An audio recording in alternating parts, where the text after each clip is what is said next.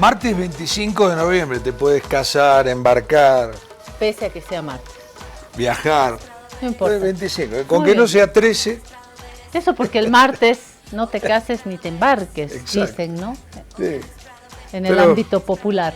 Claro. Bueno, vamos a continuar con la semana. En martes, los que no se casaron ni se embarcaron, pero sí lanzaron medidas, son autoridades de gobierno. Hemos escuchado al presidente Rodrigo Paz y al ministro de Economía Espinosa, pero antes de esto quiero mostrarles, como siempre, la imagen de Víctor Hugo Romero. A ver qué ha preparado para hoy. Ahí está, no hay nada que leer, pero obviamente ahí está el rey, que es Rodrigo Paz Pereira, y el policía, que es el vicepresidente Edman Lara. Ahí están, camas separadas, con la mesita de noche al medio, que es un detalle muy tierno de parte de Víctor Hugo Romero. Me encanta. Pero ahí están. 1, camas separadas. 2, se están dando la espalda, ¿no?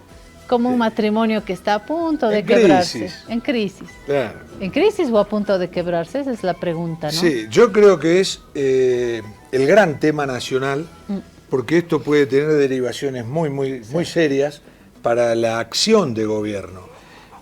Hay que pensar en lo siguiente, en el imaginario popular, porque nadie lo puede establecer esto, sí, el que hizo ganar a Rodrigo Paz la presidencia es Edman Lara. En el imaginario popular está que Rodrigo Paz quiere borrar a Edman Lara. Edman Lara se resiste. El gobierno está buscando maneras para ver cómo lo aparta un poco de las decisiones. Es decir, y esto empezó incluso antes de la asunción del día 8 de noviembre, cuando aquel famoso TikTok en el que Lara dijo, no me contesta el teléfono, ni el teléfono me contesta. Entonces, acá estamos en un problema que va increyendo y puede dificultar gravemente la acción de gobierno. Sí, ayer hicimos una lista de los reproches que ha dejado Edman Lara, vicepresidente del Estado, en las redes. Hoy vamos a hacer una mesita de análisis, de diálogo, para mirar más de cerca esta relación. Rodrigo Paz, presidente, Edman Lara, vicepresidente, qué escenario se está planteando, y en segundo lugar vamos a analizar también, así en caliente, las medidas que acaban de lanzar. Decía en un inicio, hemos escuchado al presidente Rodrigo Paz, al ministro de Economía, pero ¿puedo leer un resumen? Sí. ¿Sí? ¿Te parece? Para comenzar, el gobierno ha presentado 3 medidas económicas sobre pagos, presupuesto e impuestos, las esperadas medidas. A ver, el ministro José Gabriel Espinosa y el presidente Rodrigo Paz expusieron las iniciativas del Ejecutivo ante la crisis económica del país. Reitero, medidas muy esperadas. A ver, 1. El gobierno de Rodrigo Paz lanzó este martes 3 medidas económicas para encarar la crisis, referidas a pagos, a proveedores, reformulación del presupuesto y el gasto fiscal, además de la abrogación de impuestos. Vamos en orden. En una conferencia de prensa junto al presidente, el ministro de Economía, Espinosa, informó que con la primera medida el gobierno priorizará pagos a proveedores desde los que están más retrasados. Se me ocurre que hay varios proveedores que están esperando un pago hace tiempo, esperando muchos meses un pago del gobierno de Arce que no cumplió y que hoy tiene que cubrir el actual gobierno. Medios de comunicación, por ejemplo, que recibieron publicidad más allá de si es mucha o poca la publicidad, son proveedores también que estarán esperando preocupados el pago de esta pauta publicitaria, también son proveedores. Se trata de un pago acelerado de los proveedores para que la economía pueda seguir funcionando, especialmente vinculados con combustible, medicamentos, jubilaciones, renta, dignidad, es decir, no se van a hacer a los locos con estos pagos, obviamente se van a cumplir. También hablo del bono Juancito Pinto. Y en este orden, ¿no? Combustible, de acuerdo, porque si no se paga, luego ¿cómo podemos pedir más combustible? Medicamentos, que tiene que ver con la salud, jubilaciones, renta, dignidad, entre otros proveedores. Yo digo porque lo siento cerca también a medios de comunicación, reitero, que están esperando sus pagos, entre otros rubros. Me imagino que hay muchos otros proveedores del Estado. Paz agregó que en esta medida se contempla, como sucedió en las últimas semanas, el pago del bono Juancito Pinto. Segunda medida es la modificación de la ley del presupuesto general del Estado. Estamos hablando del próximo año, del 2026, con la finalidad de reducir el 30% del gasto fiscal. Está bien, hay que achicarse, esto es como en la economía de la casa, hay que achicarse. Espinosa anunció un proceso de revisión exhaustivo de los gastos de funcionamiento del Estado. Y acá, como dice Jorge, hay que agarrar las tijeras y empezar a recortar lo que se pueda recortar.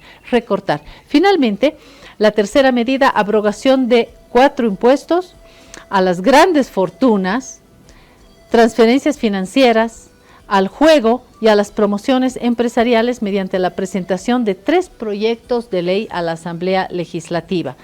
El ministro de Economía explicó que estos impuestos no representan más del 1% de la recaudación y que ni siquiera cubren el gasto de su recaudación.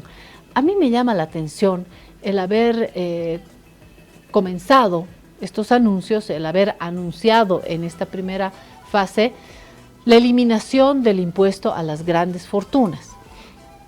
Se puede debatir, hay países a los que sí se les impone un impuesto, valga la redundancia, se les plantea este impuesto a las grandes fortunas para recaudar dinero y lograr una mayor distribución desde el Estado. Hay numerosos países que sí lo plantean, otros no.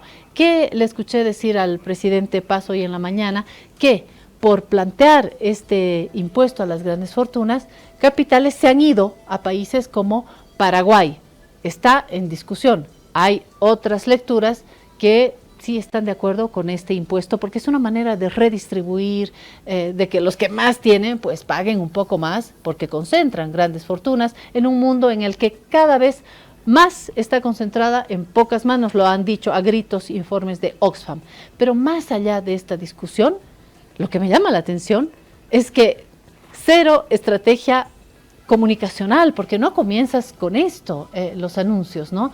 ¿Qué dice la gente? Pucha, están primero beneficiando a los millonarios, ¿no?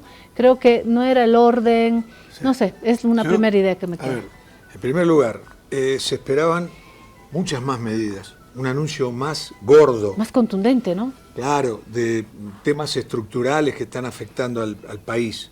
Eso por un lado, las medidas fueron mínimas.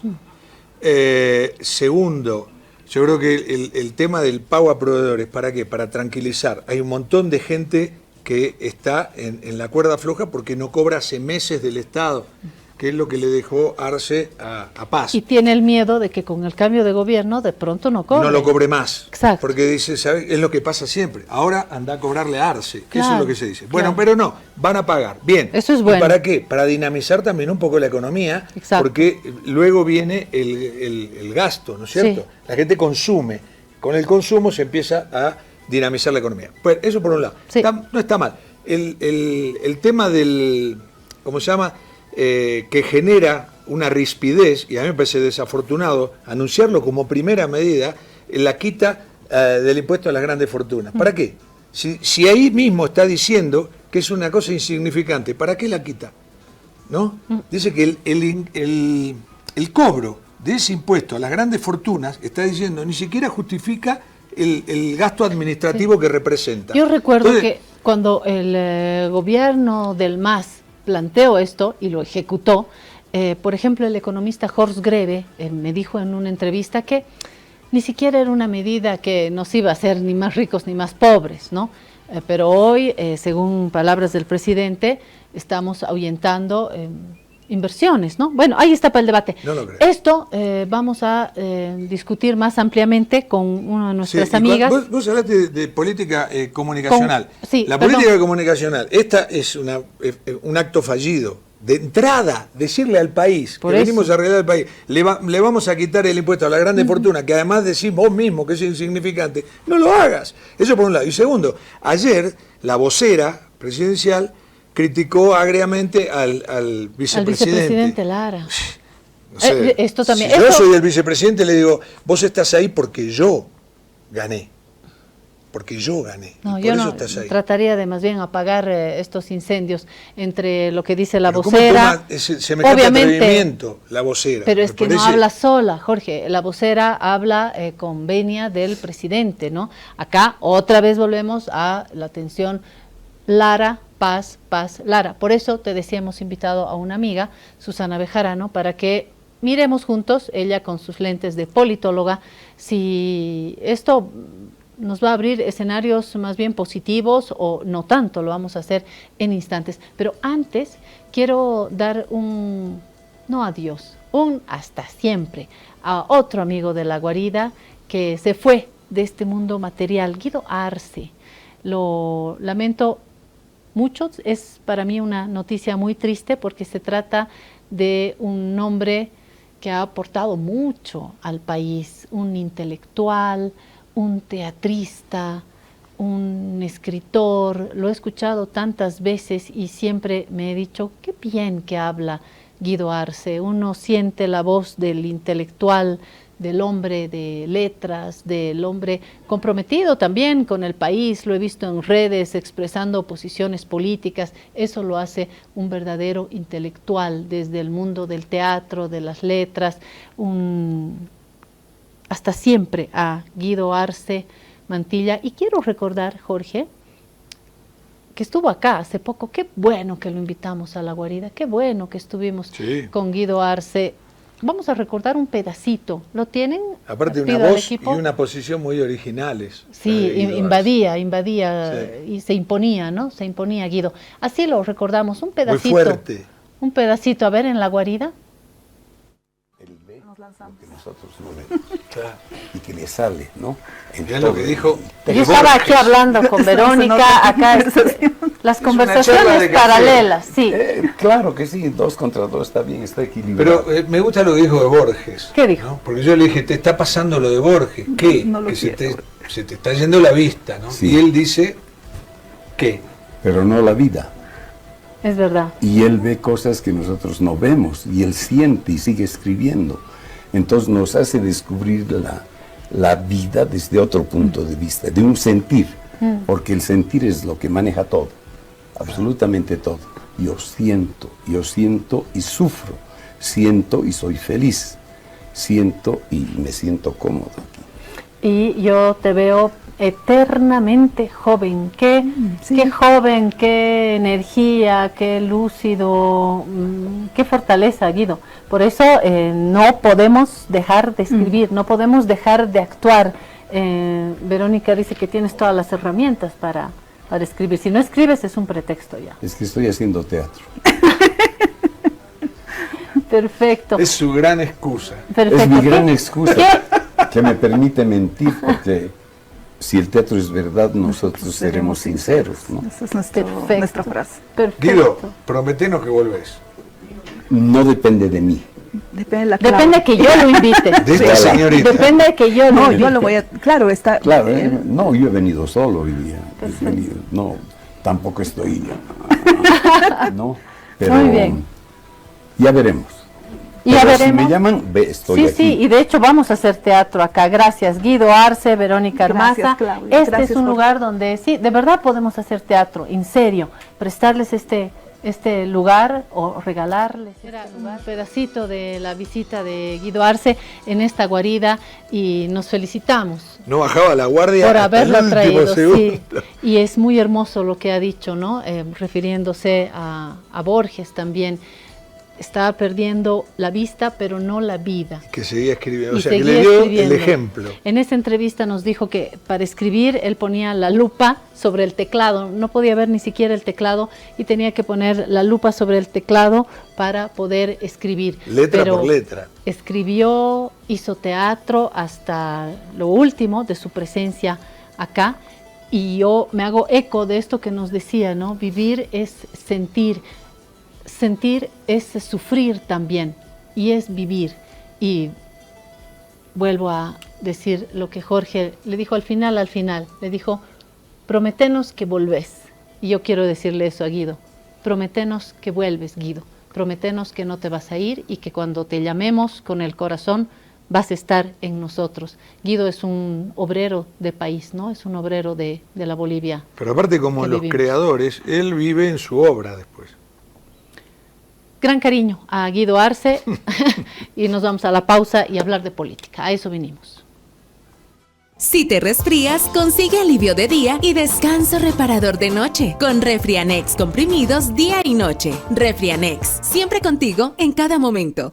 Hace un año atrás, el Grinch le enseñó a Papá Noel cómo ahorrar en Banco Prudem. En la actualidad, mi nuevo celular está de lujo.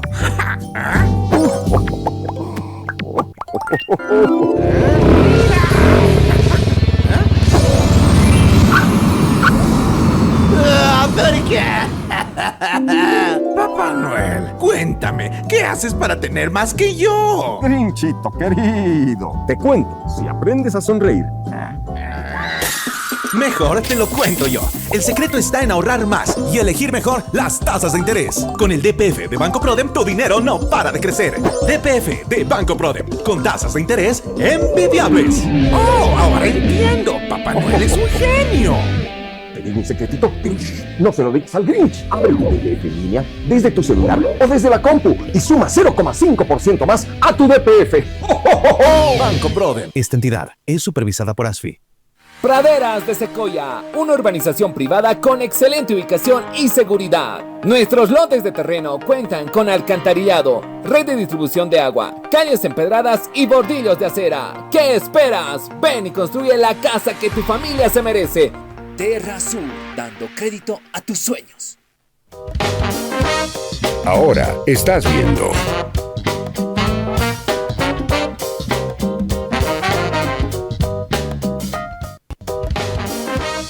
Continúas viendo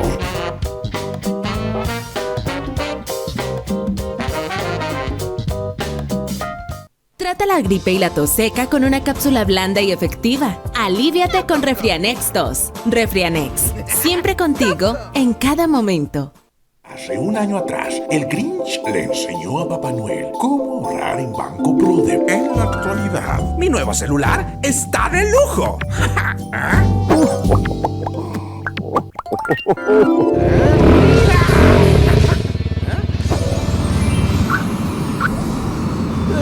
¿Por qué? Papá Noel, cuéntame, ¿qué haces para tener más que yo? Grinchito querido, te cuento, si aprendes a sonreír. Mejor te lo cuento yo. El secreto está en ahorrar más y elegir mejor las tasas de interés. Con el DPF de Banco Prodem, tu dinero no para de crecer. DPF de Banco Prodem, con tasas de interés envidiables. ¡Oh, ahora entiendo! Papá Noel es un genio. Te digo un secretito, no se lo digas al Grinch. Abre tu DPF en línea desde tu celular o desde la compu y suma 0,5% más a tu DPF. ¡Oh, oh, oh, oh! Banco Prodem. Esta entidad es supervisada. Bienvenido a la Suiza 5 en Lomas de Achumani, a solo 15 minutos de la iglesia de San Miguel. Nuestra urbanización cuenta con calles empedradas, bordillos de acera, alcantarillado y drenaje fluvial. ¿Qué esperas? Ven y construye el hogar de tus sueños.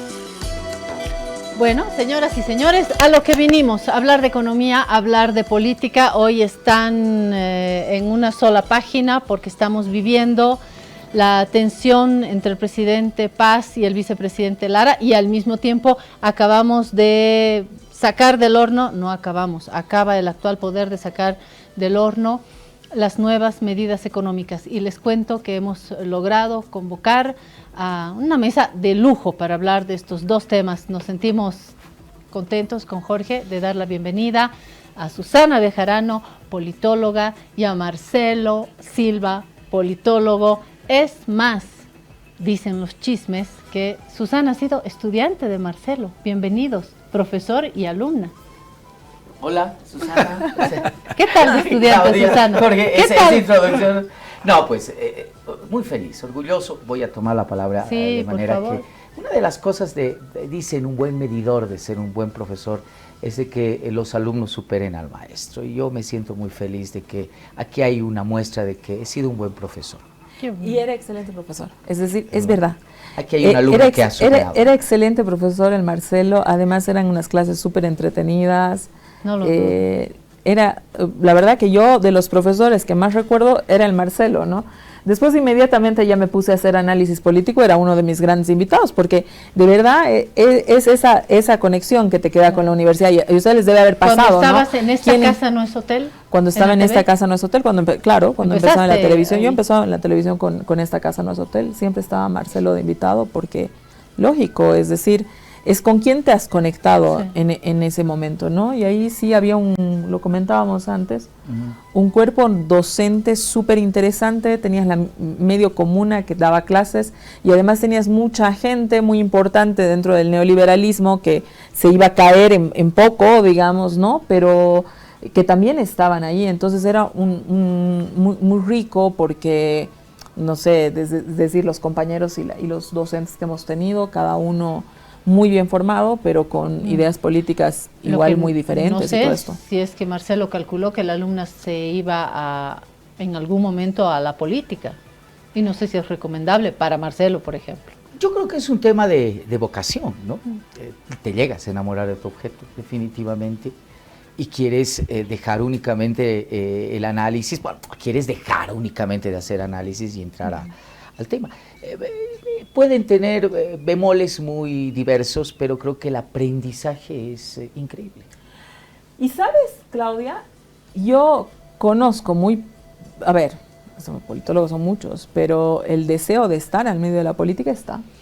Por supuesto. Está. Es Está decir, muy cerca, ¿no? Está muy cerca. Tú, digamos, estás todos los días viendo lo que sucede, tu objeto de estudio, es decir, de verdad, ¿no? O sea, te despiertas y realmente lo que está pasando en el país no es una pose, es de lo que tú trabajas, lo que, ¿no? Pero es decir, tu caso fue el más rimbombante, digamos, el más visible, pero la anterior elección fue la elección de los analistas políticos. Preocupante, no preocupante, ese es otro tema, pero fíjate que varios de los analistas se lanzaron. Y periodistas, los periodistas también por cercanía. ¿Puedes citar a un par de nombres? Yerko Illich. Yerko Illich fue candidato a diputado por Morena, Morena. Logró consolidar su candidatura. Estuvo ahí Jorge Richter, bueno, vos ya era vocero, pero consolidó el tema. Estaba volviendo político al análisis y de repente aparece con una candidatura vicepresidencial. Pero yo te podría dar miles de nombres, es decir, claro, Paul Coca, el mismo Diego Ayo, que en la anterior elección fue vocero, él es Álvaro García Linera. El propio Álvaro, pero no es politólogo. Yo te estoy hablando de sociólogo, de gente que ha estudiado ciencia política, ¿no? Y que estaba en medios de comunicación. En periodismo, el Chino Gómez, que se ha hecho proclamar 2 veces candidato a presidente, que lo hace, ¿no? González. El Gringo González. Luego el Chino se enoja cuando uno se lo dice, pero... La Jime Costa fue diputada por Unidad Nacional. Carlos Mesa, del periodismo el propio Carlos Mesa. Carlos Mesa a mí me parece el ejemplo más, digamos, notable, pero cómo se mide con 2 varas. Carlos Mesa lo hace muy bien. Si no piensas igual que cierto grupo, lo haces muy mal si te metes en la política, ¿no? Total. María René también. ¿Vas a esto en Argentina, Jorge? Periodistas y analistas que saltan a la política. Javier Milei es economista Y él era analista. Pero era económico. analista. Y llegó a la presidencia, ¿no? Primero fue diputado, sin partido, no tenía partido, fue solo. Y después se tiró a la presidencia. Justamente estaba tan solo que cuando asumió tenía 7 diputados nada más. Estaba en el aire, digamos, ¿no? Era un presidente sin un piso abajo. Ahora ganó la otra elección y tiene la mayoría en el Congreso, ¿no? Pero él, me acuerdo de él como primero porque llegó a ser el uno. Y de otros, sí, también. Hay periodistas, politólogos, analistas. Periodistas, politólogos. Sí, me acuerdo de Valenzuela, otro muchacho que ahora es intendente en 3 de febrero, pero además de ser intendente es un referente también del mileísmo. Con Macri lo mismo. Sí, que son campos cercanos, ¿no? Ciencias políticas, pero en el América periodismo. Latina sí el éxito presidencial muy poco, ¿sabes? Milei, que ha sido uno de los panelistas, después yo no recuerdo uno, Carlos Mesa, pero Carlos Mesa fue vicepresidente por sucesión constitucional, pero que te haya ganado elecciones. No, pero se fue a la campaña con Goni, ¿no? Claro, saltó a la política, ayudó en su momento, etcétera, etcétera. Yo creo que más bien los histriónicos sí tuvieron éxito. ¿Se acuerdan de Bucaram, Ecuador? Claro, el showman de la televisión, de repente te inaugura un régimen populista de aquellos. Tienes creo que es el único caso realmente de alguien pero Bucaram no era periodista, no. Era un showman, era quien te presentaba, era el presentador del show. Tú tienes muchas habilidades para los medios, Marcelo. ¿Tú te lanzarías? ¿A qué? A la política. No, ya no. Ya se lanzó. Ya se lanzó, pero después de... Ya no. No, porque, a ver, creo que primero es un tema ¿Fue creo que es generacional. ¿Buena experiencia, mala experiencia? Yo creo que fue una experiencia de aprendizaje. Ejercí el cargo, eso fue lo más duro.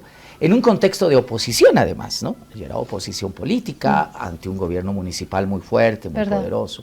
¿De qué año estamos hablando de 2015, 16, que estuve muy poco también en gestión porque luego renuncié por una razón básica, no estaba de acuerdo con la decisión de la repostulación de Evo Morales por la vía del Tribunal Constitucional.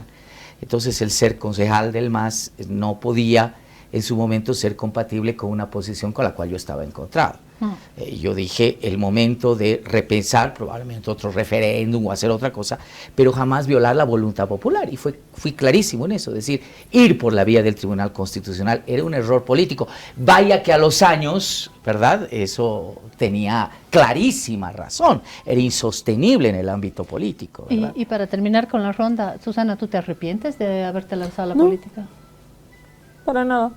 Yo coincido que es un tema de aprendizaje, evidentemente luego te penalizan un montón, más todavía si eres mujer, más todavía si has estado en los medios, o sea, el otro día estaba leyendo un estudio sobre la violencia política, digamos, ejercida en mujeres candidatas y toda aquella cuestión, y a mí me llama la atención cómo ese foco que se pone, digamos, en las mujeres, porque hay muchas coincidencias, no se puso en los hombres que estaban en la misma condición. Ahorita estábamos hablando de un montón, ¿no es cierto?, que estaban haciendo televisión o que hacían análisis político y que dan un brinco a la política y lo dan como casi algo natural, como casi una carrera política, ¿no? En las mujeres eso no es así, es porque lo haces por algún interés, porque eres una vividora, porque eres esto, porque eres el otro, ¿no? Eres muy suave. Realmente yo creo que la última elección, Claudia, Susana, ha sido una de las elecciones más duras en el ámbito de acoso político a las mujeres. Yo creo que leí no solamente Susana, hablemos de Mariana, hablemos de candidatas de Unidad Nacional, Eva Copa, ha sido durísimo,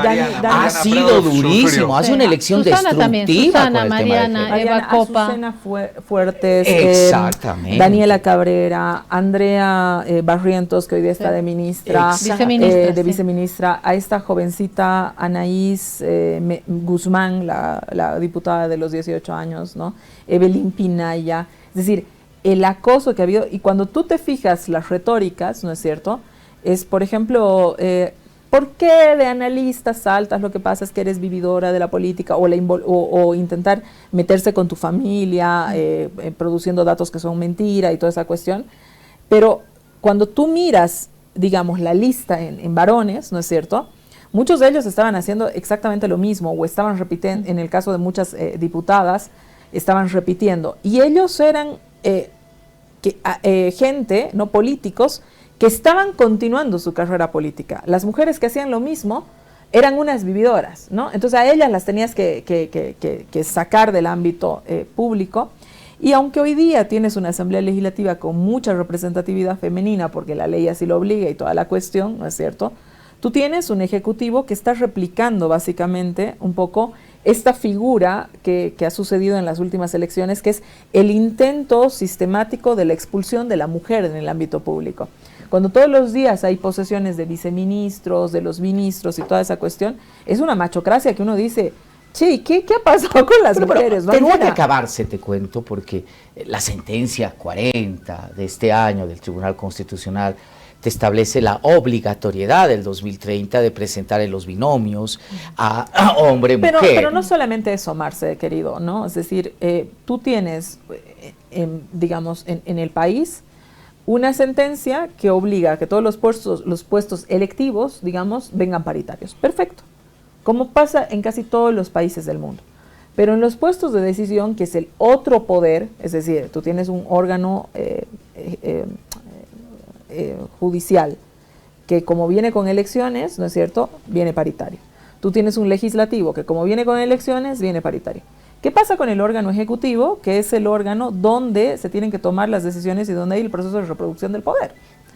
Ahí nadie dice nada, ¿no? Y lo que debería suceder, ¿no es cierto?, es que existan una exigencia mayor en gabinetes paritarios y en puestos de poder, porque tú puedes tener una plantilla, digamos, en un ministerio de muchos puestos bajos donde hay mucha presencia de mujeres, pero ¿qué pasa con los puestos de decisión? Sí. Hoy el gabinete en el gabinete tienes 15 ministros, de los cuales tienes 3 mujeres, es decir, ¿cuánto es eso? No representa ni el pero 20%. yo no es que cree en el mercado ni en la mano mágica del mercado, pero creo que la competencia electoral te va a obligar en los próximos años ya para formar planchas competitivas. Veremos cómo termina, para ya entrar en materia un poco, el tema Lara, pero nos vamos a dar cuenta de que los cargos vicepresidenciales van a asumir una importancia central.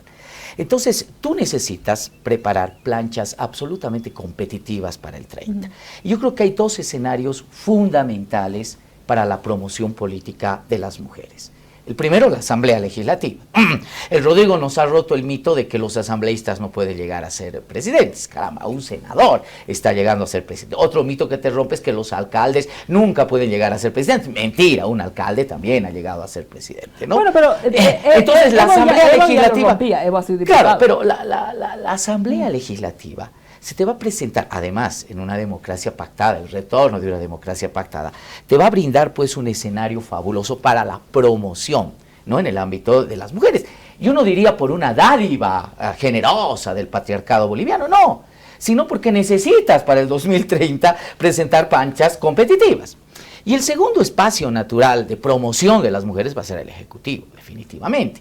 Y ahí está bien, implantarás al principio tu machocracia ahí en el ámbito del gabinete, pero luego tienes que dar promoción si es que quieres reproducir el poder, si quieres tener una estructura política.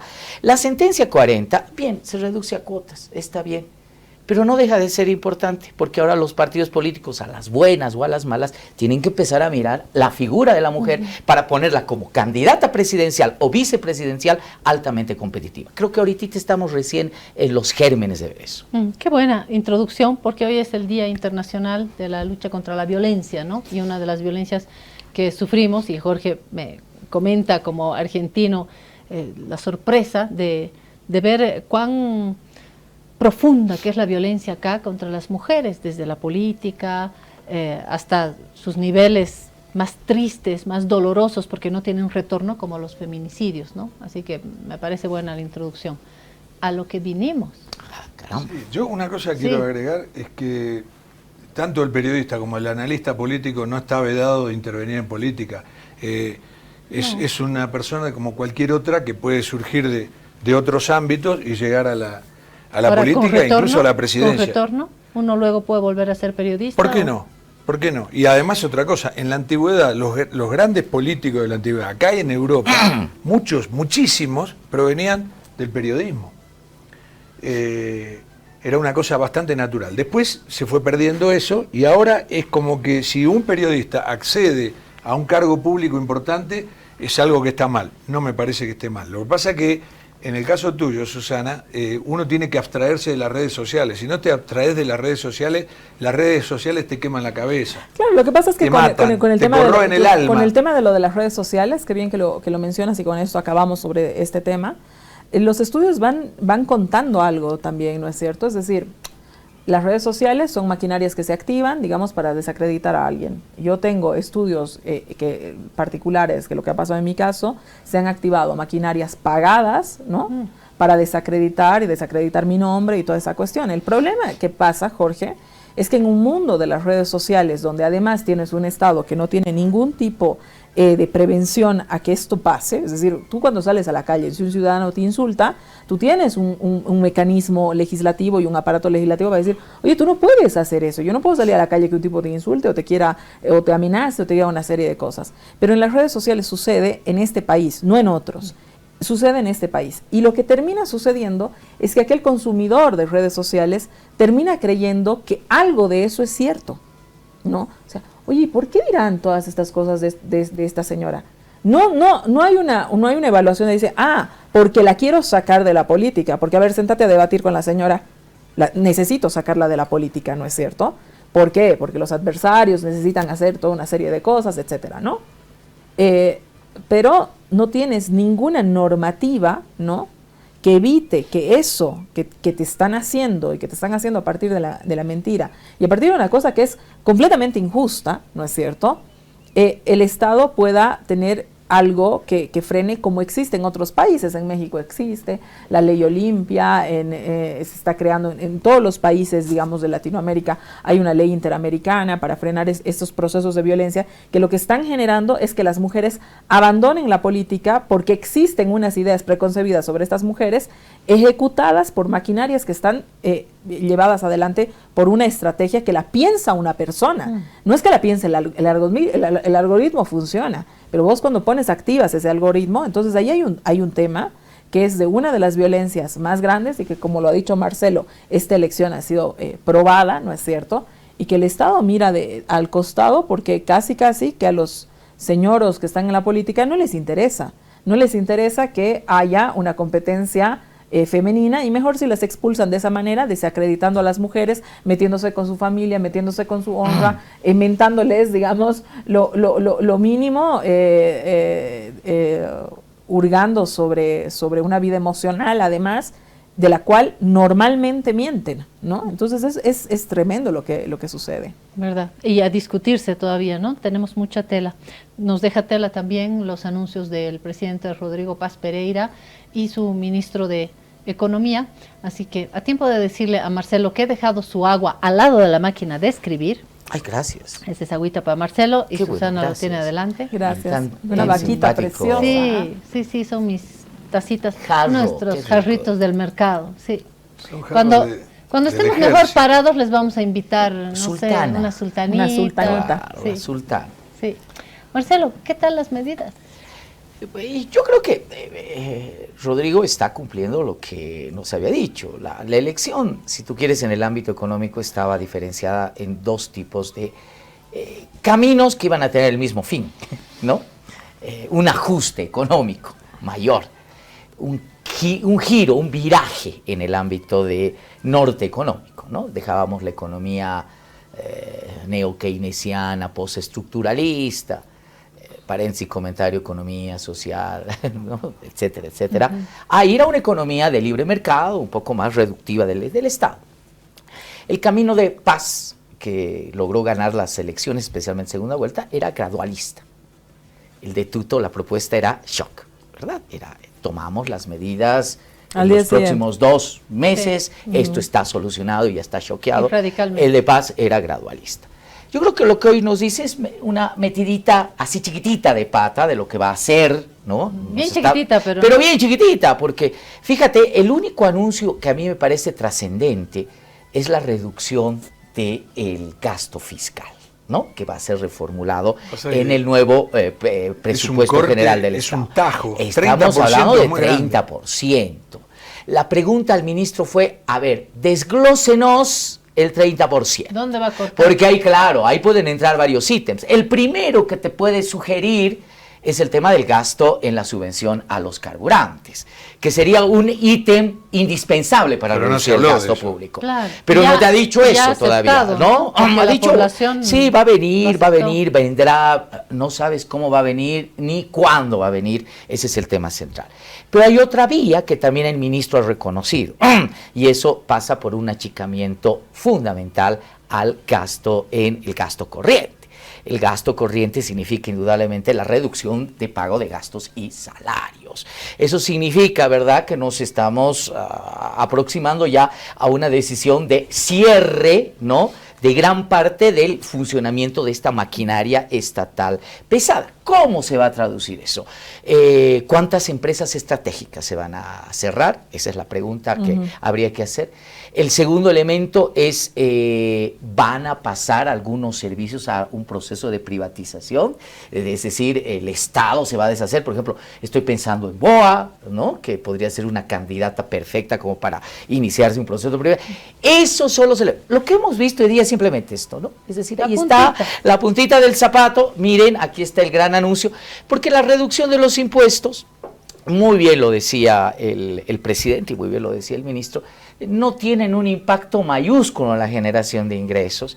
Esos impuestos eran muy denominativos, muy simbólicos. Creo que llegan al 2.5. ¿Estamos hablando del impuesto a las grandes fortunas? De las grandes fortunas. No, los cuatro impuestos que la anulación del impuesto de los juegos, la anulación del impuesto a las transferencias financieras.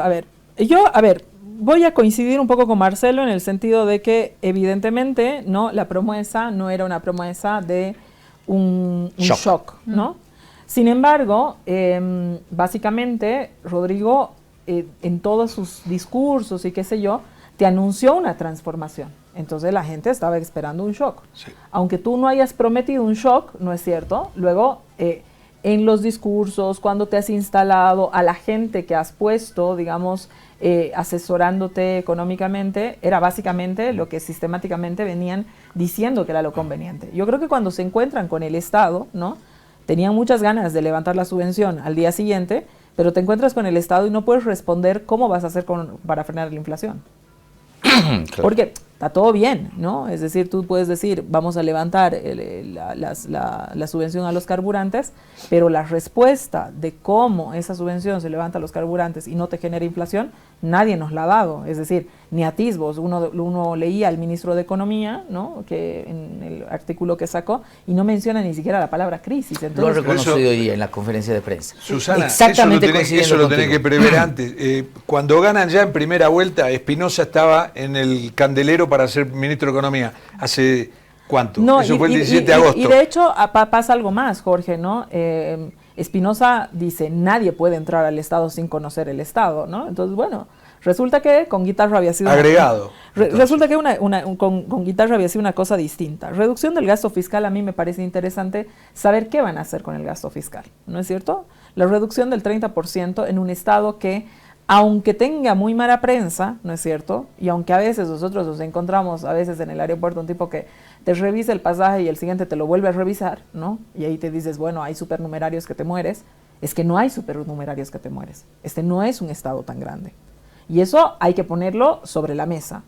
El gasto público en sueldos y salarios, digamos, en un 11% se va a todo el Estado.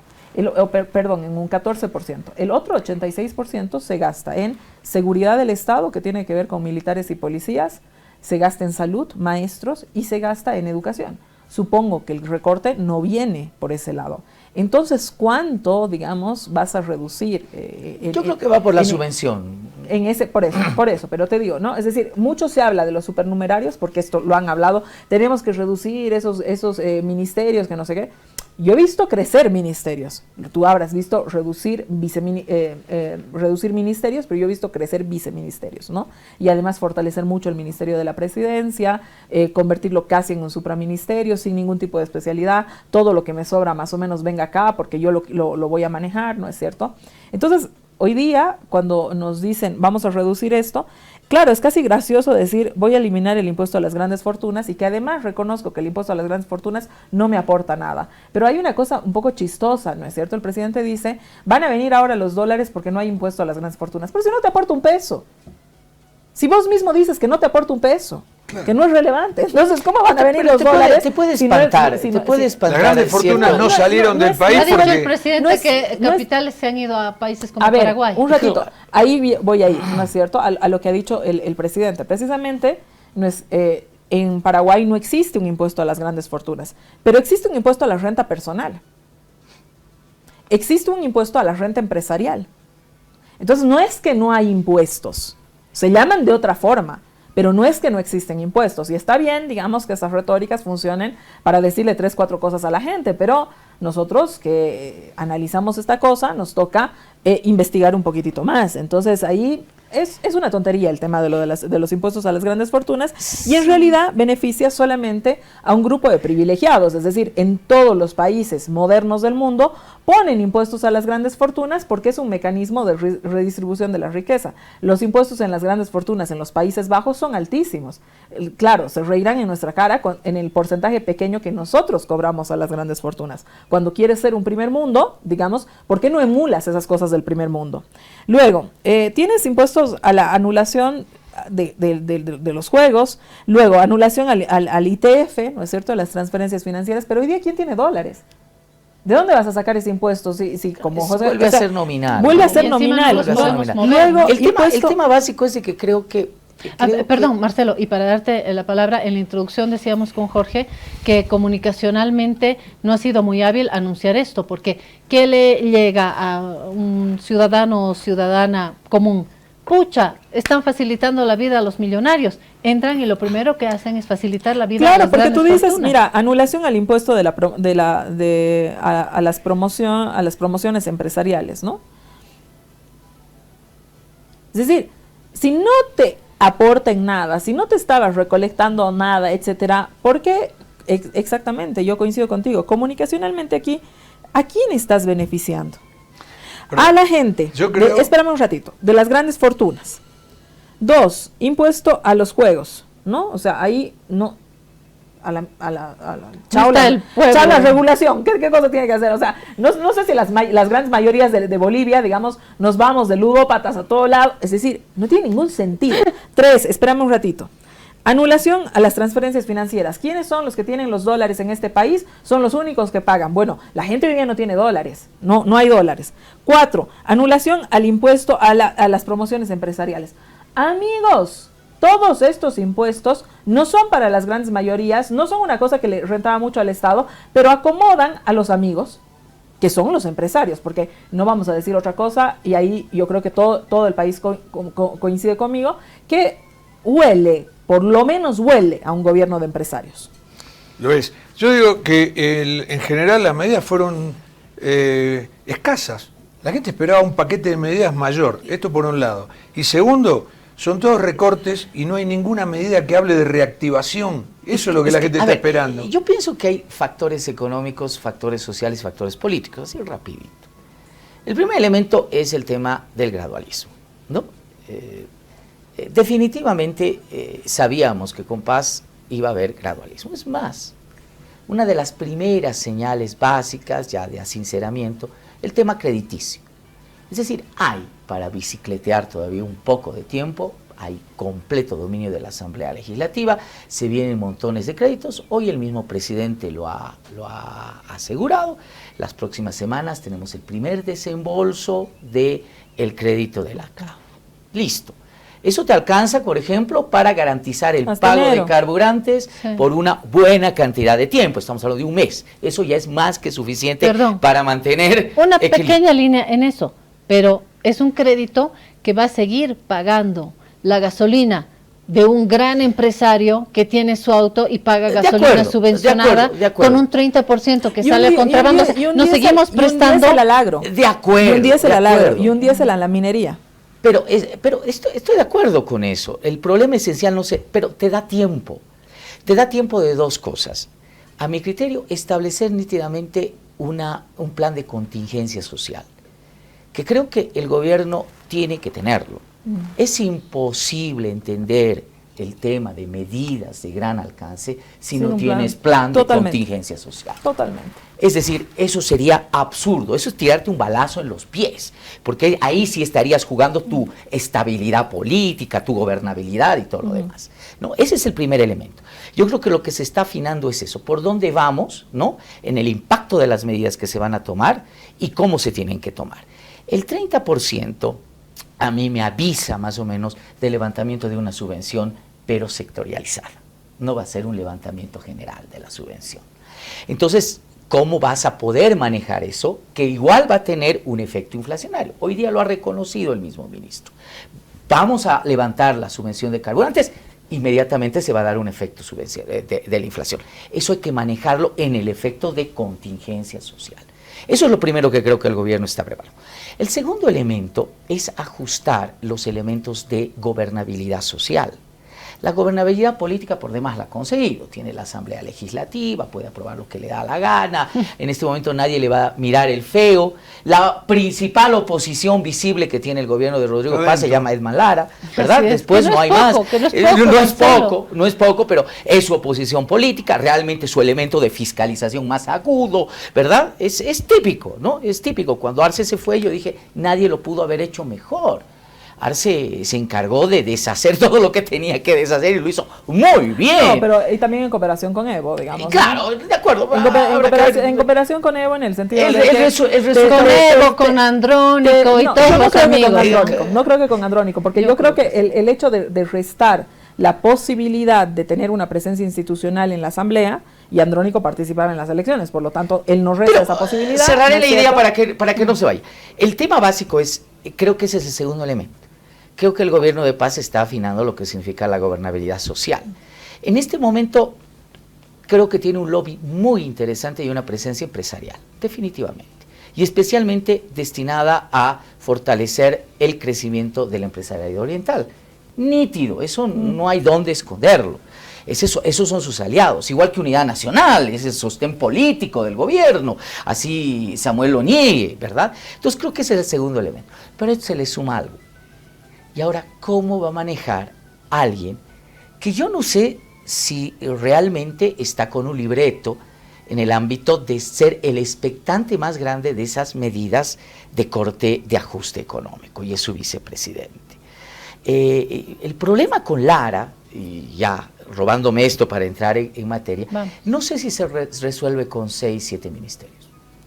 No sé si se resuelve con 6 o 7 ministerios. No sé si ese es el problema central. Yo creo que ese es el tema que hay que analizarlo de fondo. Es que no decir, no es que yo te doy, Susana, 2, 3, 4 ministerios y le quitaremos un hito al Samuel, te lo doy a ti. Ya está. ¿Y qué tal si hay otro proyecto detrás de eso? Ya. Eso no lo puedes saber, porque de entrada le han cercenado toda posibilidad a Lara. Error, es decir, orillarlo y sacarlo. Gran error político. Es un error tremendo. De manual. Es decir, así de sencillo. El manual de comunicación política lo que te dice: cuando usted esté empezando a hacer una campaña, señor, lo que tiene que hacer es sedimentar su voto base. Entonces va al voto que normalmente va a votar por usted, les dice, mira, yo te quiero, te amo, te adoro, ¿no es cierto? Y a partir de ese piso, usted lucha para pelear el voto con nosotros. Cuando usted, el manual de comunicación política te dice, cuando usted llega al gobierno, lo que usted hace es sedimentar su base. ¿Quiénes son? Aquellos grupos que han hecho la campaña con usted, que han operado, que han ganado con usted, etcétera, etcétera. Y luego saltamos a otros grupos para lograr generar mayores y mejores condiciones de gobernabilidad. ¿Qué ha hecho Rodrigo?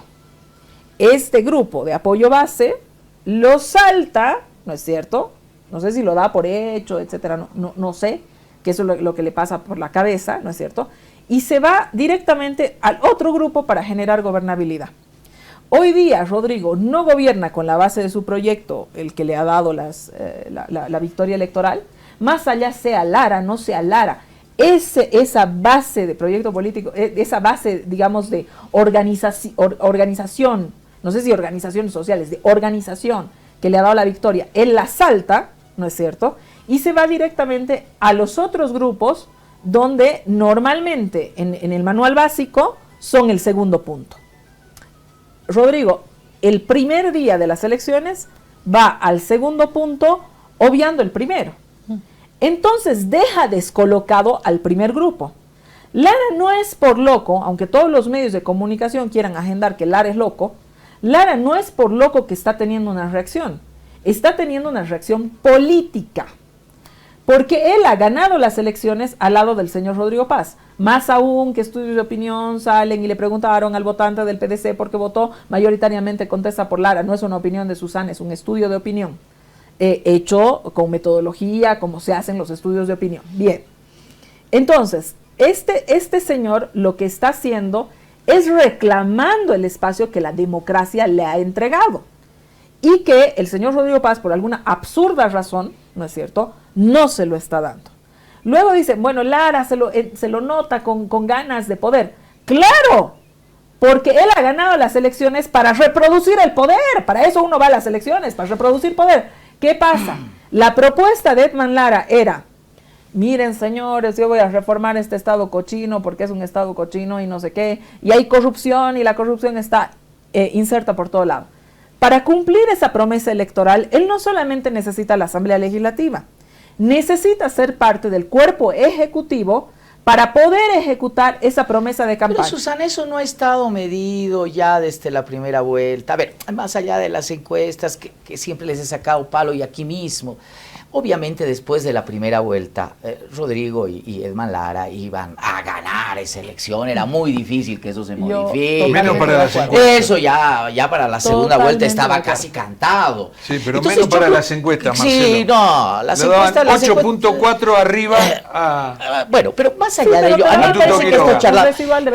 A ver, el hecho de que Lara y Paz representen dos vertientes políticas distintas, lo hemos analizado en el ámbito de la campaña, eran dos programas de gobierno distintos, el que tenía Paz por un lado, el que tenía Lara por el otro, es decir, la morfología de la composición política, la morfología, eso sí, la morfología electoral era distinta, pero la propuesta no, aquel ciudadano que es que yo lo escuché, aquel ciudadano que te dijo vamos a cerrar la aduana porque la aduana es una mierda, o hasta la victoria siempre compañeros, nosotros vamos a gobernar sin estos racistas, tenía sus elementos populistas, pero mira, yo creo que Rodrigo sale nomás a representar lo que es, y Lara, me imagino, también representa lo que es. Aquí hay un tema básico, y el tema básico es, sí, el problema que hoy día tiene el presidente y el vicepresidente se soluciona con cuotas de poder.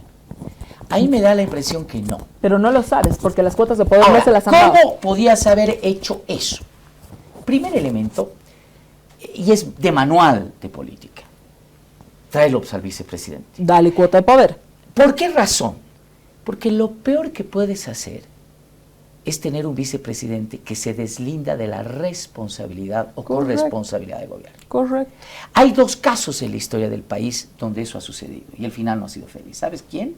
Jaime Paz, cuando era vicepresidente de Hernán Siles Suazo. Qué bueno que lo recuerdes. ¿No? Ahí está el detalle.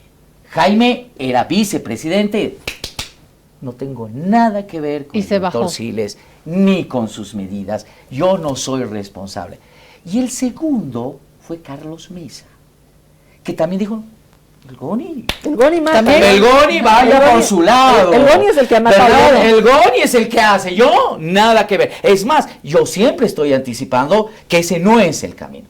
Eso es lo peor que puedes tener. Y dentro de la lógica del análisis básico, Susana, tú sabías que este problema se iba a suscitar. Pero tenía que hacer Rodrigo en ese momento era, venga, señor, usted es corresponsable de esta gestión. ¿Cuántos ministerios quiere? ¿Quiere 3, 4? Aquí los tiene. Pero usted da la cara como parte del gobierno. Pero no puedo estar más de acuerdo con Marcelo. Pero además, no solamente te doy los 4 ministerios, además esa promesa de campaña que tienes de eliminar la corrupción y de cambiar el sistema, lo haces. Y tienes 3 meses, porque no tenemos más tiempo. Es así como se desempeña un gobierno. ¿Qué es lo que ha pasado con Lara hoy día? que dice, ay, Lara está loco, hay que hacerle revocatorio, hay que no sé, lo están fortaleciendo de una manera. Lo están orillando más. Y al orillarlo más, lo fortalecen cada vez más. Porque Lara es cada vez menos responsable de este gobierno. Mañana yo a Lara no le voy a reclamar las medidas económicas, claro, testimoniales que han tenido hoy día, digamos, ¿no? Eso es responsabilidad ¿de quién? De Rodrigo Paz, del señor Lupo y del señor Gabriel Espinosa. El señor Edman Lara nada tiene que ver con eso, claro. Pero no solamente porque Edman Lara, digamos, sale y dice, Rodrigo no me contesta el teléfono, porque además la vocera presidencial dice, ay, sí, es que nosotros no tenemos nada que ver porque él está más o menos de viaje. Claro. Otro error. Otro error. Ministro, o sea, un ministro y una vocera. No solamente, hablando sobre el vicepresidente. Totalmente. O sea, a mi criterio, el gran error político es no capturar a Lara como parte de corresponsabilidad del gobierno. Y acá yo quiero añadir algo. Perdón, cierro con esto la idea. Ahí lo mides, ¿sabes por qué? Porque ahí lo orillas a Lara realmente en una posición política. O le dices, eres parte de esto, o asumes esto, y aquí está lo que te estoy dando, o cuál es tu verdadera intención. ¿O cuál es tu verdadera? Claro, antes de eso, una línea sobre la narrativa mediática, porque ustedes han hablado del manual político, de la gestión del poder, y como ciudadanos, ¿qué estamos viendo? Esa telenovela, dicho con desprecio, pero en verdad es un relato mediático en el que yo veo a un gran personaje político, que es Lara, lo he visto surgir en la campaña, lo he visto heroico, viene del pueblo, es el actor popular, que cuando llega a la posesión nos dice que es un muchacho que soñó con servir al pueblo, con ser policía, logró su sueño y luego se lo quitaron, se lo arrebataron por luchar contra la corrupción, pero ahora vuelve con su traje de policía para terminar de cumplir ese sueño con esa lágrima que caía mientras él escuchaba, ¿verdad?, en silencio el himno. Y luego se queja porque no han dejado entrar a su familia. ¿Cómo no van a dejar entrar a su familia? Que si eran los arcistas o eran no sé qué. Además, y luego se vuelve a comunicar con la gente y que no le contestan el teléfono. Pero además de no contestarle el teléfono, no lo han tomado en cuenta. Luego le acusan porque ha viajado. Luego le quitan su ministro. Luego él defiende al ministro. Luego viene el nuevo ministro y lo vuelve a atacar. Luego lo ataca la vocera. Luego él quiere cumplir con sus promesas, pero Rodrigo no le deja, Rodrigo no le contesta y ahora esa impugnación, porque Rodrigo no puede hablar con él. Luego viene la vocera y se enfrenta a él. ¿No estamos haciendo un Jesucristo Superstar? Ahora la impugnación, ¿no? Le vamos a dar de baja a Lara, hay que hacer un cambio de la ley rapidito, no sé qué, y se lo pone el referéndum revocatorio, hay que declararlo por incapacidad, le hagamos juicio de responsabilidades, es decir, todo eso también está en la agenda mediática. Y está en la agenda mediática esa idea de construir un Lara loco. Cuidado, que con Milei querían construir un Milei loco. Es que hay un problema que no se ha entendido y que viene en el ámbito de... Pero eso fue lo que se quiso construir. ¿Sabes? Está loco. Claro, yo no lo subestimaría así. A ver, yo venía de Santa Cruz el lunes, después de la segunda vuelta. Sí, el lunes de la primera vuelta. Siempre cuento esta anécdota. Y en el avión, porque yo estaba viniendo al día siguiente de la primera vuelta, y decían, no es en el avión. Hasta que se para y se pone la chaqueta del PDC. Era Lara. Y todo el mundo, ¡sí, es Lara! ¿Verdad? Entonces todo el mundo va, lo avalancha, se saca fotos, selfie, y fuera lo mismo, ¿no? Era un enjambre de periodistas que lo estaban esperando en el aeropuerto del Alto, el primer día que da su discurso incendiario, ¿verdad? Sale. Y claro, no faltaba el colega que decía, ¿cuál es Lara? ¿Verdad? Hasta que salió con la chaqueta del PDC. Lara es un fenómeno de las redes sociales, ha encontrado un vínculo de comunicación. Y si hay algo que esta elección nos ha enseñado, es de que hay sectores que no son permeables ni a los analistas, lástima por nosotros, que no son permeables a las redes grandes, ni a las columnas de opiniones, ni a los eruditos, tienen otra forma de percepción. A mí me gustaría entender cómo el grueso de esa morfología electoral que ha tenido Lara entiende esta telenovela. Por ahí nosotros la entendemos como burda, o gran parte, como tú dices, Lara tiene que ir a un psiquiátrico o algo por el estilo. No, ¿Y qué tal si esa gente la está entendiendo de otra manera, de otra forma, y está fortaleciendo esa imagen? Yo ahí te aporto, Marcelo. Yo creo que, primero, no hemos tenido, por andar nosotros así en estos grandes debates y no sé qué, a veces nos olvidamos de bajar, digamos, en lo que está la gente. Exacto. En el cotidiano. O sea, cuidado, me van a subir el pan, ¿no es cierto? Y nosotros, los grandes análisis, ¿no? Cuando la gente dice, ay, salí de aquí, ¿sabes? Y por andar en eso, a mí se me ocurre también que ha faltado un poco de reflexión política, y esto lo digo como autocrítica de mi propia campaña, ¿te das cuenta? De entender qué pasó, por qué el fenómeno TikTok era tan importante para Bolivia. Y lo es por una cosa básica. Luego, cuando lo miras de lejos, está más fácil, digamos, ¿no? Cuando estás dentro, hay cosas que no se te aclaran ahí, ¿no? Bolivia es un país ágrafo. Bolivia es el país de la historia oral. Bolivia es el país de las culturas de resistencia. Cómo vos has ido trasladando, ¿no? Heredando esa cultura es a través de la oralidad, ¿sí? El TikTok es la oralidad de la política. Así de sencillo. Tan. A ver, ¿cómo es? ¿No? Listo, aquí está. Y me encuentro con un tipo que no solamente, digamos, entiende, yo no sé si lo entiende por una reflexión política ni nada de aquello, sino por lo natural, ¿no? Que además me cuenta su vida, que además se conecta conmigo, que además está hace 3 años atrás, o sea, 3 años antes de la elección, haciéndome lives todos los días de 2 horas, haciendo una empatía tremendamente fuerte 3 conmigo. semanas antes haciéndote live para decir, ¿a quién hacemos presidente? No estamos hablando de los que conocemos o que están publicitados en las grandes redes. Claro. Estamos hablando de gente en el alto, tiktokeros en el alto, Susana, que tienen 3,5 millones de visualizaciones, claro. que tienen otro tipo de lenguaje. Y que tienen millones de seguidores, y que cuando Paz ha elegido a una bancada, ¿no es cierto?, ha tomado en cuenta muchísimo. Eso. ¿Sí? ¿Quiénes eran los que tenían más vistas y más seguidores? Uno era Lara, ¿puedo hacer una pregunta? Otra era Ana María Crispín, que es senadora, que estuvo pugnando para la presidencia del Senado, ¿no es cierto? Entonces, si uno baja, aterriza a esta, mira, que no sé qué, que la política y no sé qué, y aterrizas, dame un segundito, Jorge, y aterrizas al cotidiano, ¿no? Hay gente, y esto solamente lo tienes que hablar en la calle, que se siente herida de que se lo traten así a su capitán. A eso. Correcto. A eso que es se la siente pregunta. herida. O sea, no más veamos... allá de que, Marcelo, más allá de que pierde Bolivia con este enfrentamiento, porque pierde la acción de gobierno también, yo digo, de los dos personajes, ¿quién pierde con esta disputa? Mira, es muy difícil. No, yo creo que pierde el presidente. La apuesta de Lara. Porque hay una victimización. La apuesta de Lara. No, Lara da material. Lara da material. Si acá, Rodrigo, te bandea el tema económico, listo. Listo, ahí fue Lara. Lo aíslas completamente y lo dejas circunscrito ahí. La apuesta de Lara, lamentablemente, como está la situación, todo se puede reconducir. Estamos en un gobierno donde hay una estirpe de pasar los ríos de sangre. O sea, no me sorprendería que pasado mañana otra vez estén del bracito o algo. Yo veo un escenario difícil. Has tomado una jerga mirista, por excelencia. ¿Verdad? Estamos con una estirpe de ese estilo. No hay para mucha gente del gobierno, es muy pragmática, cruzar los ríos de sangre no es novedad, no es nada. Por ahí, pasado mañana o en las próximas semanas, los vas a ver a Rodrigo y Lara otra vez caminando juntos, no me sorprendería. En política y en el pragmatismo es posible. Pero en este momento las apuestas son altas.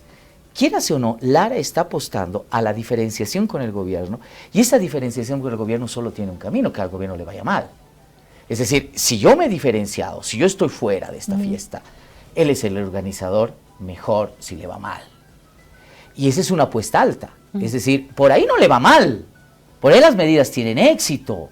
Por ahí tenemos la solución del problema económico, claro, que si se pone, ¿verdad? Y eso te aísla políticamente. Te aísla completamente a Lara lo dejas sin Vamos a ir a una pausa y volvemos acá mismo. Volvemos con Susana. Hacemos una pausa, cumplimos con nuestros amigos hablando de economía, auspiciadores, y enseguida volvemos. Alivio efectivo a todos los síntomas del resfrío con Refrianex comprimidos tradicionales. Refrianex, siempre contigo en cada momento. Hace un año atrás, el Grinch le enseñó a Papá Noel cómo ahorrar en Banco Prodem. En la actualidad, mi nuevo celular está de lujo.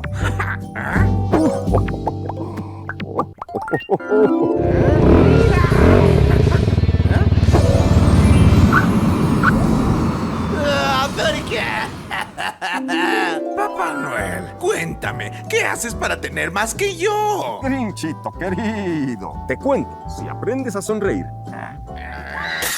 Mejor te lo cuento yo. El secreto está en ahorrar más y elegir mejor las tasas de interés. Con el DPF de Banco Prodem, tu dinero no para de crecer. DPF de Banco Prodem, con tasas de interés envidiables. ¡Oh, ahora entiendo! Papá Noel es un genio. Te digo un secretito, no se lo digas al Grinch. Abre tu DPF en línea desde tu celular o desde la compu y suma 0,5% más a tu DPF. Banco Prodem. Esta entidad es supervisada. Te invitamos a conocer nuestro nuevo proyecto, Valles del Sur 5, a tan solo 30 minutos de la Plaza Humboldt, con carreteras asfaltadas, el mejor clima de La Paz y con las mejores condiciones. Tu futuro hogar te espera.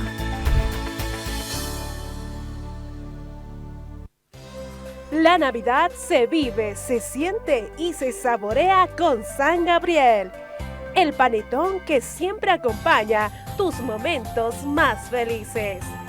Perfecto para compartir, regalar o disfrutar con los que más amas. No te quedes sin el tuyo, haz que tu mesa brille. Solo con San Gabriel vives la Navidad.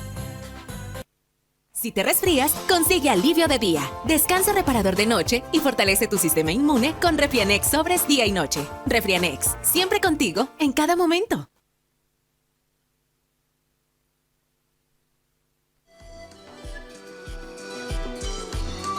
Bueno, volvemos para pasarle la palabra a Susana.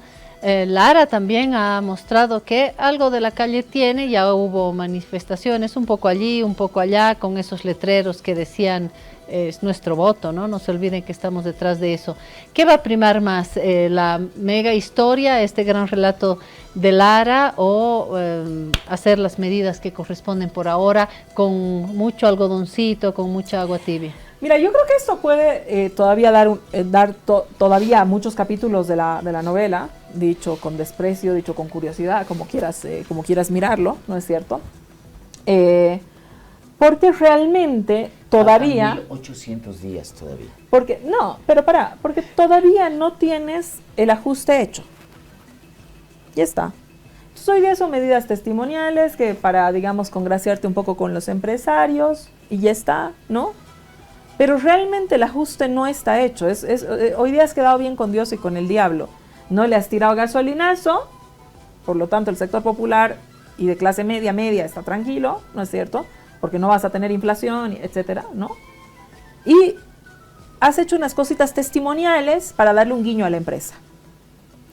Muy actuación mirista, ¿no? Yo quedo bien aquí, un poquitito por aquí, un poquitito por allá. A los miristas los conocemos y también los queremos, los apreciamos a muchos de ellos, ¿no? Bueno. No quererlo al Jaime, hágame el favor. No, es un personaje simpaticísimo. Bien, entonces, dicho esto, ¿no? Hoy no es el problema. El problema es el día que nos anuncien por dónde va el 30% del corte presupuestario. ¿Qué oficinas vas a cerrar? ¿Vas a privatizar, no vas a privatizar? Carburantes. Carburantes. Esa es la nodal. Pero ¿vas a privatizar, no vas a privatizar? ¿Cuántas familias entonces si privatizas? Porque ¿qué privatizas? ¿No es cierto? ¿Cuántas familias se te quedan en la calle? ¿Cuántos funcionarios se quedan sin trabajo? Si vas a privatizar, no sé, ¿qué te puedo decir? Alguna empresa minera, ¿qué te puedo decir? ¿No? Oye, ojo, ¿no? ¿Qué vas a hacer con los mineros? No te olvides que... ¿Qué empresas? Dice Marcelo. Y Boa dice que es gran candidata. Claro, a ver, no importa cuál. El costo social. Importa el costo social. Ese es el tema. Y ahí, Pero BOA no es deficitaria, me parece que sería un error. Yo arrancaría por las empresas que son o por ejemplo, pones, digamos, le traes una super competencia a Entel, cuando Entel es una cosa que te genera recursos para el Estado. Pero esa es una mirada de país. Y la mirada de país que se tienen hoy no es una mirada de país que favorece al Estado, no. Es una mirada de país que favorece a las empresas. Solamente hay que ver la agenda que ha presentado, ¿no es cierto? Sí, por Espera supuesto. un ratito, Marcelo. Pero, la agenda, dame un segundo. La agenda Susana, que ha presentado el sector agropecuario, ¿no es cierto?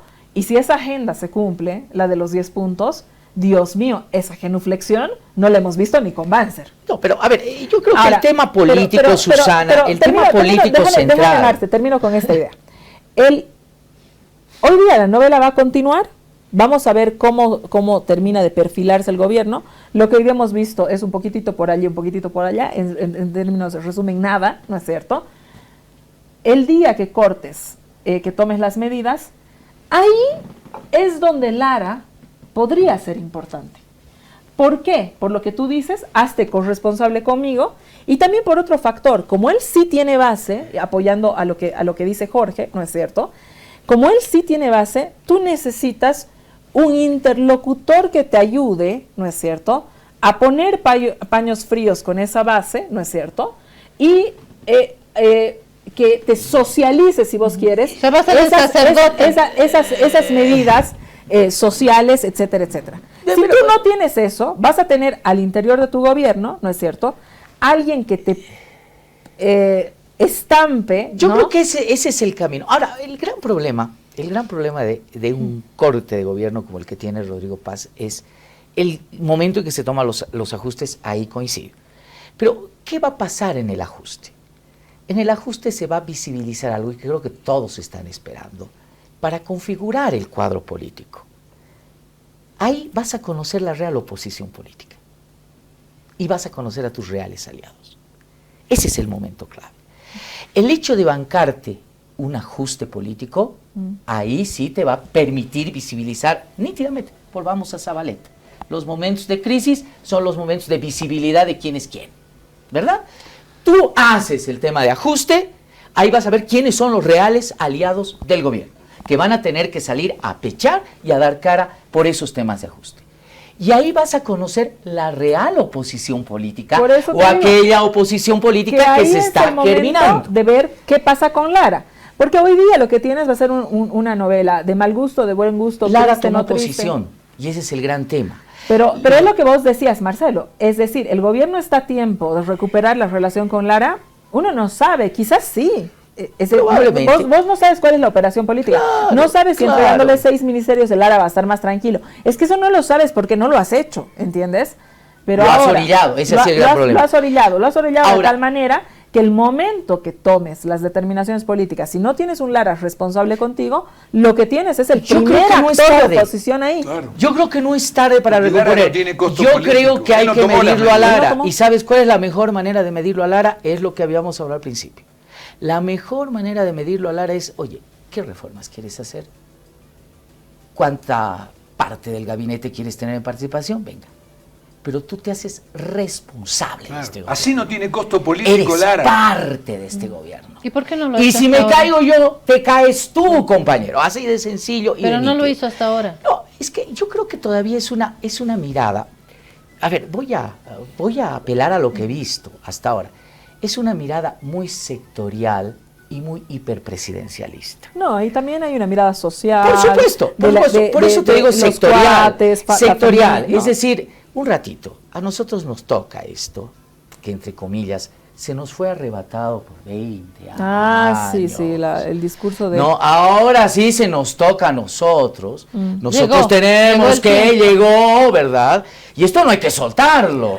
Y esto hay que manejarlo, ¿verdad? Y ahí ese juego de habilidad de cintura de Rodrigo que ha tenido en la campaña, porque nadie se lo puede negar, ¿no es cierto? Lo está perdiendo en el gobierno. Porque ese juego de cintura que Rodrigo tuvo en la campaña de sentarse con un empresario, así como que se sentaba con el bloque popular y toda aquella cuestión sin ningún problema, ¿no es cierto? al haber privilegiado y tomado una decisión desde el día de la posesión de su gobierno, ¿no es cierto? Unos van a festejar a la plaza, ¿qué se llama? A la plaza... ¿San Francisco? No, a la plaza Camacho, ¿no? Mi base festeja en la plaza Camacho, pero yo festejo con algunos escogidos en el Palacio Quemado, en un almuerzo, ¿no? Para escogidos. Y en ese almuerzo de escogidos, ¿no es cierto?, ¿estaba o no estaba? Que no estaba, ¿no? La asociación de comerciantes de la 16 de julio que puta te ha hecho la campaña a tu lado. No. Y luego cuando te tocaba ir a celebrar con ellos, no fuiste. Ese juego de cintura, claro, por supuesto, que no lo hace Rodrigo, ¿no? Y que uno esperaba que lo haga en los próximos días, sí. Te da cierto tipo no fue a las velas con Lara. Te da cierto tipo de señales de hacia dónde está yendo. De acuerdo, pero no nos quedemos en el ámbito representativo. Un poco la lógica, Susana, de Marcelo. No es solamente representativo. Yo creo que los resultados son los que a ese sector le interesan. Y si el gobierno de paz tiene éxito en el ámbito de la estabilización de la economía, potenciando las promesas económicas de estos sectores, a estos sectores les interesará un poco estar o no estar representados, pero estos sectores saben contar muy bien y son los mejores medidores del ámbito exitoso de la economía. Muy bien dicho, Marcelo. Pero estos sectores, y hay que decirlo todo, han ganado las elecciones y han estado 20 años en gobierno. Cuando tú dejas fuera a los sectores que han ganado las elecciones y que te votan para continuar en el gobierno, satisfacerlos es difícil. Exactamente, ¿no es cierto? Difícil. Ahí estás cometiendo otra vez errores de manual. Porque yo más bien creo que satisfacerlos no es tan difícil, Marcelo, ¿no? Y que con ciertas sentadas y que con ciertos guiños y que con ciertas cuestiones representativas que no son menores, yo creo que la representatividad en Bolivia es importante, ¿no es cierto? Yo creo que podías apagar un poco el fuego, pero tomaste otra decisión. Sí, lo que se apagó es el programa, ya no hay más minutos, pero con Jorge nos felicitamos de este encuentro. Marcelo Silva y Susana Bejarano, qué encuentro, hay que repetir, vamos a repetir. Gracias por habernos acompañado, les prometo una segunda y tercera parte, qué dupla. Gracias.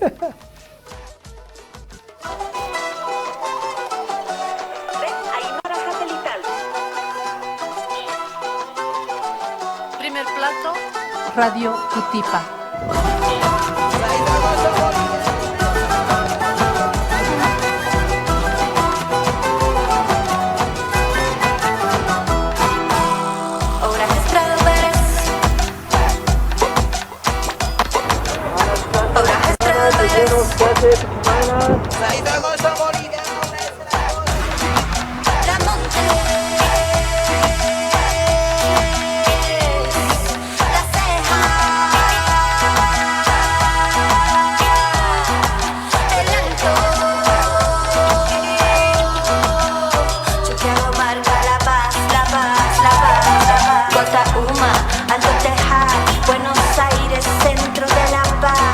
Chachicana, Pachumani, Chasquipampa, ahora Prado Pérez, Miraflores, Pampajasi, Villa Copacabana, Chumani.